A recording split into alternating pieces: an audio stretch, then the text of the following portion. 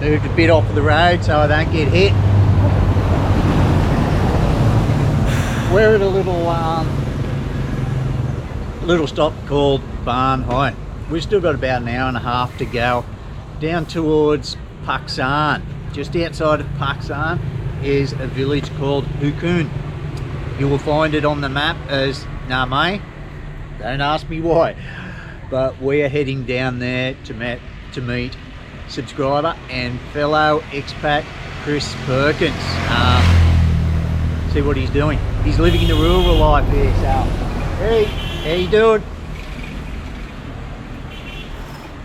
That's what we're up to today. Going to catch up with Chris. See you soon, dude. We're just here picking up some snacks for the road. Ducked away. Did not have breakfast this morning. Busy night at the restaurant last night. Tied up at the market. Oh, it's very nice. Very tasty. Better than mine that I bought. Yes. Okay. Very nice. Chào đây. Ở đây băng. Nó 15,000 Extra half pun for it being nice. Oh, it's warm. Yeah. It's warm. It is worth the extra 50 cents. So a stick like that, $1.50.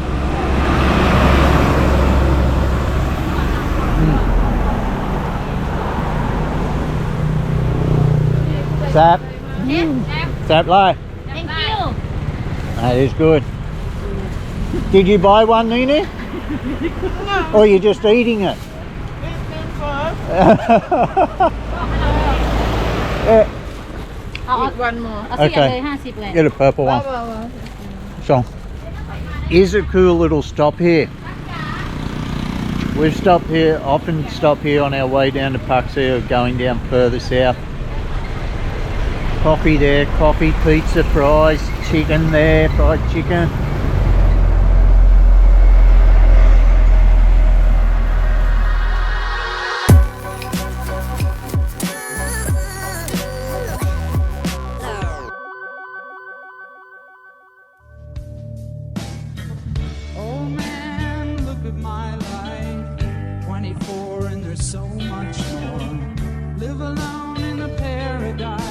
That makes me think of two.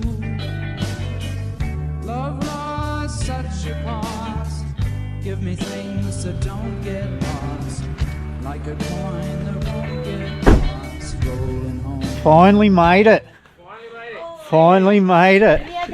We are here, guys. We are here. I'd like to introduce to you a now in Lao comment section guru, a pom for the non-whinging variety, Chris Perkins. Pleased to meet you. I'm a Cockney, not a pom. Oh man, take a look at my life. I'm a lot like you. I need someone to love me the whole day through. I want to look in my eyes and you can tell that's true.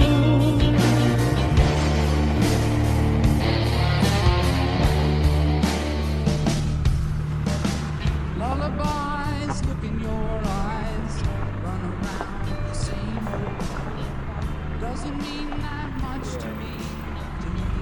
That's where we met him, just in his townhouse. This is his farmhouse. No, that's my stepdaughter and her husband. Hello, Sabaidi.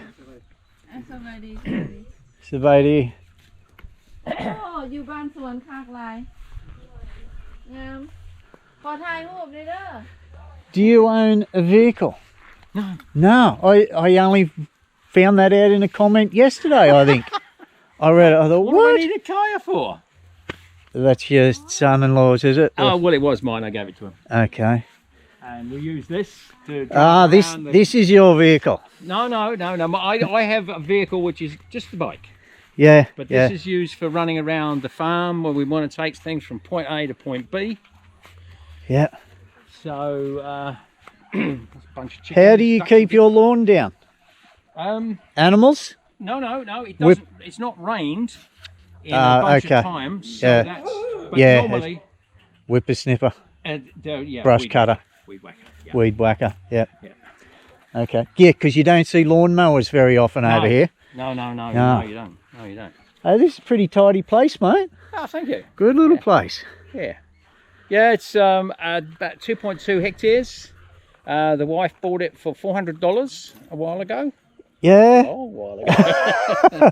She, believe it or not, she was a housekeeper before I knew her. And she was lent the money by her boss. And she just paid it back month by month over a year or something. Yeah, $400. And the whole kicker of the thing was the land used to belong to her ex-father-in-law. Right, okay. Yeah. Okay, before we get too far ahead of ourselves, what are you doing here in Laos? How long? As little as I can get away with.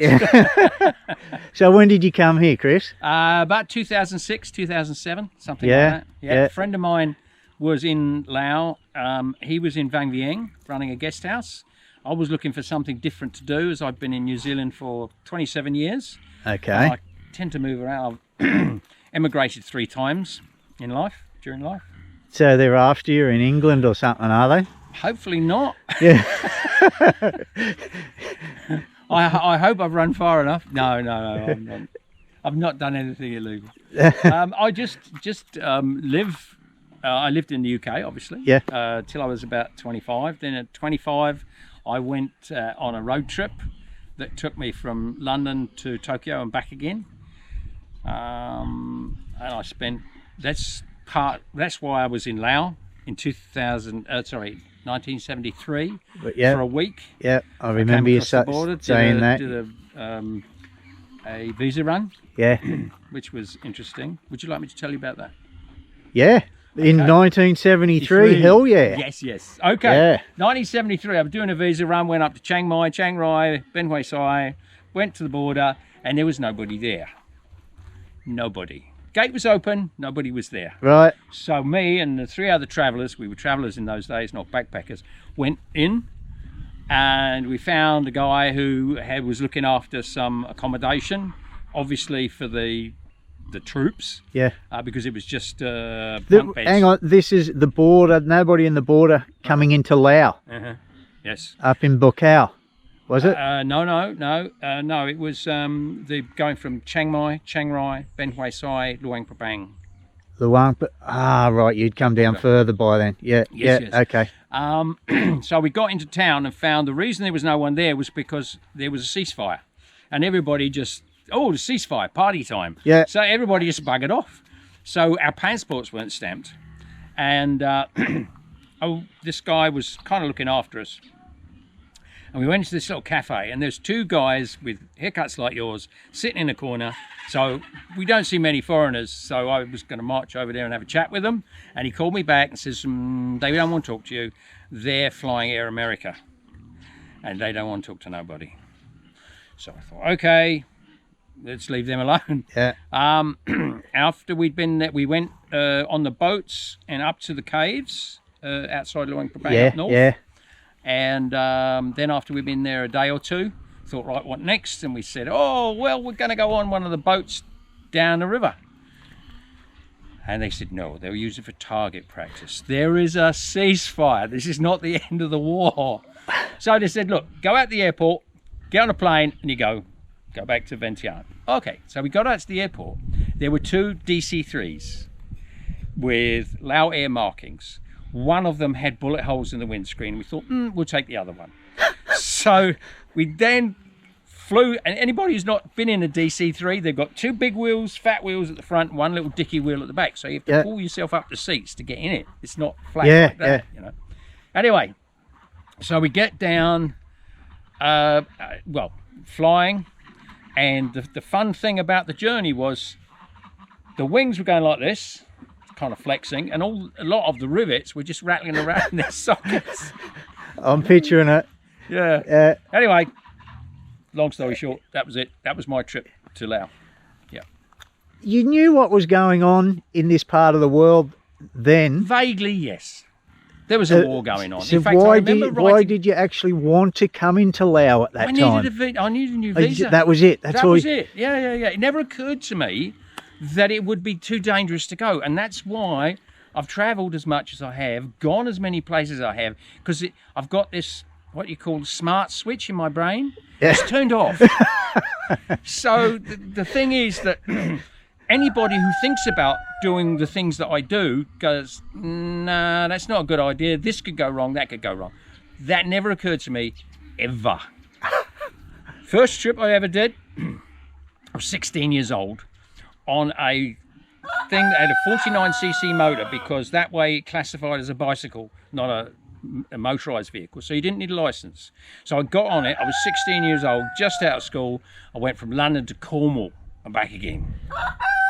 That's the start of my journey. Then I went in 75, I went to America, I was there for 5 years, got a green card, got married. Then I got fed up with that and got on a plane, took the family down to New Zealand because my parents were there, my brother was there. Okay. So after a fair bit of time in New Zealand, 27 years, I was thinking, I'd like to do something different. And the mate was here, so I thought, okay, why not? So I came, we went on actually a road trip, about second month I got here. Went to Thailand, I met absolutely the wrong woman. I lost a lot of money, a lot of, shall we say, self-worth. So I came back and I was introduced to my present wife, I've been married to for 12 years now. And that's the right one. Okay. And if any of your old guys think about coming to Laos looking for a wife, you make damn sure you get the right one. Because if you get the wrong one, yeah, you'll be as miserable as hell. Yeah, but if you get the right one, oh yeah. as anyone who, like you, has got the right one, Lucky you'll them. think all your Christmases will come at once. Yes. So what do you think the difference is between Thai and Lao people? Lao people are like Thais were when I was first in Thailand 30 years ago. They're not modernised, they're slower, much slower, they're easier going. So they're virtually the same, just further on down the track. They've had a lot more to do with I'm really hoping that the Lao doesn't catch up with what Thailand is now. I really do. And I've But often... if it's another 30 years, I don't think I'm going to have to worry about it. I don't think I'll have to worry about it, but that is what I've often thought, you know, they just haven't had to deal with the amount of Western tourists as much as the Thai people have, you know, and that will happen one day, you know, especially with the new train. And once everything opens back up, Laos is a very attractive country to come and visit now. Anybody that thinks, well, what makes Laos so different? Well, it's got small population, large bit of land, and I mean, just talking about farming, right? You stick a hole in the ground, put a pump in it, and you can pump all day, and you don't pay a penny other than a little bit of power. This house uses $5 worth of power a month. Our house uses $17 worth of power a month. We don't have aircon, obviously, but it's cheap. Anything grows here. Anything grows. Neenee was just saying to me through the week, we got our water bill for our place at Sumtong, which is an hour up the river from Vientiane. It was Samsip, $3. No, it wasn't. It was Sampan. It was 30 cents because we're not there using it. You know what I mean? So how often do you get that bill? I'm not real sure. We'll ask her that, but yeah. Is it a monthly? No, it's quarterly. I think I'm pretty. Is it government or private? The property. No. The water supply. No idea. No idea. Because in the village, it's private. Yeah. So we had to pay to get it connected. So it is government. It is government. Yeah. That's why it's that cheap. The privateer that runs in the village, all of a sudden jacked up the price. And so I thought, nah.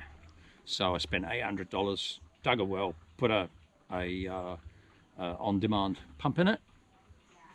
Adds that much to the electric bill, and we don't have to pay him anymore. Because his water bill was starting to get to, you know, $5 a month, $10 a month. I'm thinking, hang on a second, we were paying, you know, $1 before. Yeah. That's crazy. How old are you, Chris? I'm 74. 74. Looking pretty fit and healthy, mate. Doing very well. Was that the boss that's just arrived, That is was it? the boss? Yes. Okay. That's her. You can shut the hell up, dude. I've already got you on camera trying to get attention. Come and have a look at our new boar. Because the old fella is going to need to be replaced soon. Ah, He's the new fella. look at you.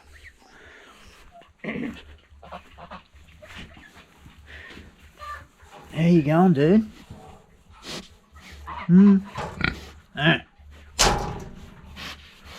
You're a good, healthy looking unit. Yes, because the old fella's about 6 years old now, and we think he's a bit past his best. Yeah.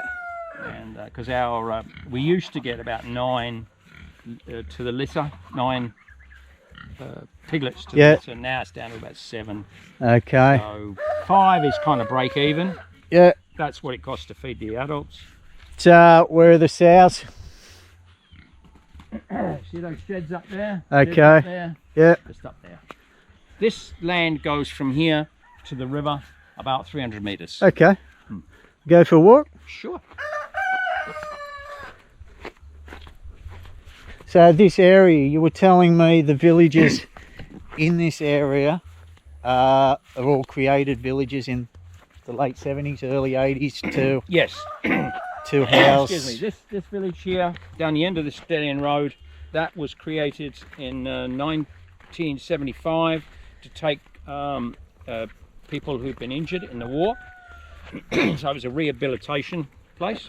The village that we actually live in was 1982, was created to take people who had fought or worked with the Americans during the war. Okay. Dad, come over here and have a look at this. These are Lao Mut.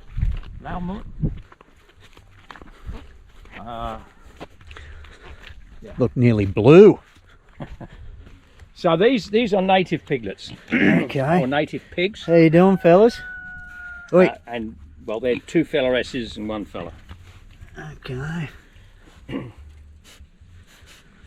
Good So looking unit.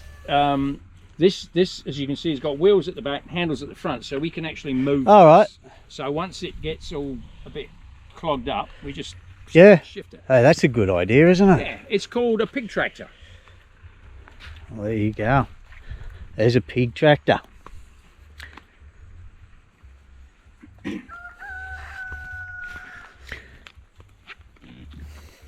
So this is a family neighbour, and they just So, planting. all cassava. Yeah, and they're going to be slowly clearing again just a piece of land to the river, and that's about a couple of hectares on that side. So the villagers, the people around this area, they're quite settled now and happy with how things are being run. And Absolutely, there was, I mean, my wife, her father was a driver for one of the Lao government army. So he was considered, you know, on the other side. yeah, And she has absolutely nothing bad to say about the government. She's quite happy with the government, okay, you know. yeah. And no one says much about the government. No one cares about politics. They really don't give a damn. That I brushed the subject in the video with Lynn. Did you Yeah, see it? yeah. Oh yeah, I watched it. And what I think that pulls, well, why Lao people are so laid back and at ease and no stress is because they don't have to choose sides. No. You know, they're not having politics rammed down their throat. No. They're, you know, there's no left, there's no right. You haven't got people pushing their ideology on it and political beliefs on each other. That's right. They just don't care. It's not on the news. You know, there isn't that division, you know, of left or right or. Just look at what's going on in Thailand. Yeah. Insane. Take a look over here. This is your well, some of it, and this is what happened to it. Went a bit monkey. Right. Okay. But, and I don't know why. I don't know. We gave it nutrients. I think because there is some over here, which I'll show you, that is still just fine. And it's because I think that it's shaded and it's cooler. I've not been giving it any food. Yeah. And it's in this. I'll be quiet. Is there upset? They're upset. What? Oh. All right. So we're going to clean those out and reseed. Has that always been undercover? Yeah. No. It right. wasn't So undercover. you've tried it with broken sunlight. Yes, and it didn't make any difference. Okay. How's that? What is this? This is It's God. There'd be some type of fruit tree because Yeah, they don't grow anything here unless they can eat it. It's what they make. Got a huge stone in the middle of it.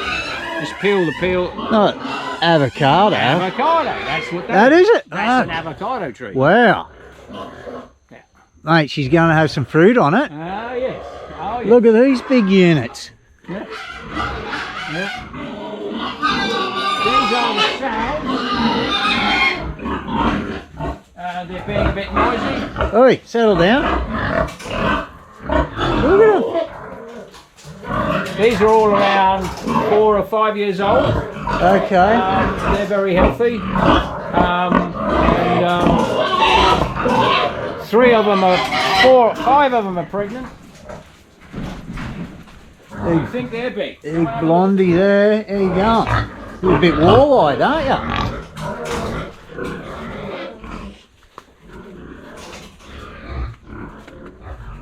Mr. In charge. Holy hell. Is it safe to walk up here? Yeah. Yeah, you're not shitting me? No, hang on, Tick. Walk around this way. And you get about Not real confident. Well, I tell you, He's a man-eater, that dude. Eh? He's a man-eater. Oh yeah, he actually clamped on my arm once, Have it. and then he let go. Have a go at that unit. Oi, how you going, bro? Oh, this. Wouldn't he be able to get out of there? I guess if he really. Oh, he did once. He did? He did once because we had a replacement boar up in that shed up there, and he smelt him. Yeah. He jumped over this wall, went after him. Went up to have a Fortunately, blue. he couldn't get in. Yeah. You were the biggest unit I've ever seen. Yeah. Wow. And you see this here? He doesn't look friendly. No, he doesn't. he's not. No. You see this here? This pipe here? Yeah. That was connected to a blue pipe, which was his water supply. Okay. And he smashed it. So we repaired it, and he smashed it again, and we repaired it again. And I thought, he doesn't want that. Nah. So we now, Netza just puts a hose in front of him, and that's his water. I didn't know pigs could grow that bloody big. Oh yeah. Where do you keep his saddle? Yeah. A little set of nuts on him too. Yeah. You wouldn't want to upset him off. Right. So he's about 6 years old. He is He's fairly pretty much- solid, isn't he? Oh yes. Yeah. Yes. You can see the muscle tone on him. He's just not smooth like most pigs are. Yeah. Well, the thing is, they're not overfed, you see. We just feed them on rice bran. Yeah, And but they're not underfed. You can Oh, tell that no, they're healthy, bloody. it's just we don't want them to put on all the weight because, of course, he's got to mount these girls. Yeah, yeah. So, You poor bastard. yeah. Yeah. Seems to go. We did have one very nasty accident. That's the pen which we put them in for their little dance. Yeah, yeah. And It's the the floor was a bedroom. bit wet. She just went splayed out. Anyway, got Righto. something else to show you over here. How's that for papaya tree? Oh, Oh, there's another one up there.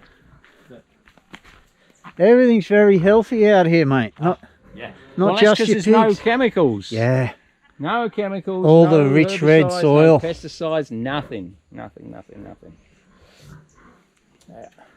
The bosses have met. Oh, that's good. That's Yeah, good. So that's we'll good. come up the other shed. This is where we put the piglets before, because most of our piglets go to finishing places. Do you wear shoes very often over here? Shit, no. No, just, yeah, This is it. this is it, yeah. Same. That's one of the. I mean, to me, that's the joys of living in this part of the world. It's, Is you throw away your warm clothes. and with the throw- custom of taking shoes off before you enter a house, it makes it a hell of a lot easier too. Yes, it does. So these ones here, these are about 6 weeks old. There's some cute ones in there. Yeah. So Couple of gingers and, yeah, this is 2 litters. yeah.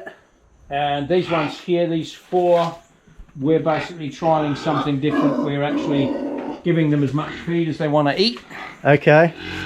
Yeah, And, they're a little bit rounder, aren't Yeah. they? Yeah. This one here. He's a friendly unit. Well- He is destined for the freezer when we run out of pork. Righto, okay. This, Things aren't looking real good, mate. this is how we do the butchering. We hook In them up. front of others? Yeah. Yeah. Once this one, we basically kill them in there. Yeah. And once that's done, they all settle down and just carry on with their day. Just thinking, well, lucky it wasn't me. Something like that. Yeah. That's an experiment with corn we tried with no fertilizer and no water. And the funny thing about it is that where it's actually grown tall was where there was a tree. So whatever the tree dropped there was what caused them to grow. But Okay. there's very little in there that's of any use. So we're just going to put it in the shredder and build big compost piles. Okay. And then here I'm going to put a big tank for water and run drip lines down there and create like a market garden in that spot. All right, okay. So you've got cassava, you've tried corn, Yeah. you've got your fruit trees that are throughout many Yep. farms in Laos. Yep. Any other crops that you... Crops? No, but this, our little experiment here, I won't bother look there because No. there's not a lot happening, but if you take 100 kilos of pig waste and feed it to the soldier fly grubs, they will turn that 100 kilos into 1 kilo of grubs, which are 70% fat and protein. Yeah, 70% 70... fat and protein. So you can imagine what the chickens and the ducks and the geese think of that. Bodybuilders would love that shit, mate. 70% protein. There are places in America that actually grow these professionally, and they harvest it and they stick it in a jar and they charge like $30 a Yeah. yeah. Oh yeah, 70% protein. What's this berry here? Like a Oh, this is a raspberry or a blackberry, or no, it's not a blackberry, but no, it's again a bit of brain fade, so be careful of this. It's a bit Yeah. slippery. there we go. These are typical of Lao. Don't eat the only the black ones Yeah. because they're a bit bitter. But there's a blackish one, Yeah. a bit bitter. When they're black, they're No, sweet. still not too bad actually. Yeah. Yeah. Oh, cool. Ask, Doesn't matter. Somebody will tell us in the comments one anyway. Other thing we've got here, we've got Israeli grass. Now that's elephant grass. Now the elephant grass there does a really good job of keeping the elephants away. We haven't had problems with elephants for years. Okay. Right, and when the Israeli grass comes up about half the height and it's been circumcised. Excuse my English humour.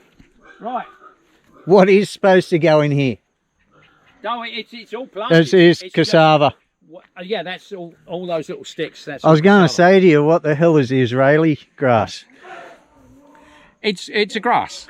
Oh, so you serious? Yes. Oh, okay. I'm not so Oh, I sure thought about you the were just circumcised bit. So, It's called Israeli grass, yes. running a bit, you actually make a living from this, or is it I more? went, no. No, because my question was leading to a farang, running a farm, selling things here in Laos. You're not the going... pros and cons. Okay, so what I would say is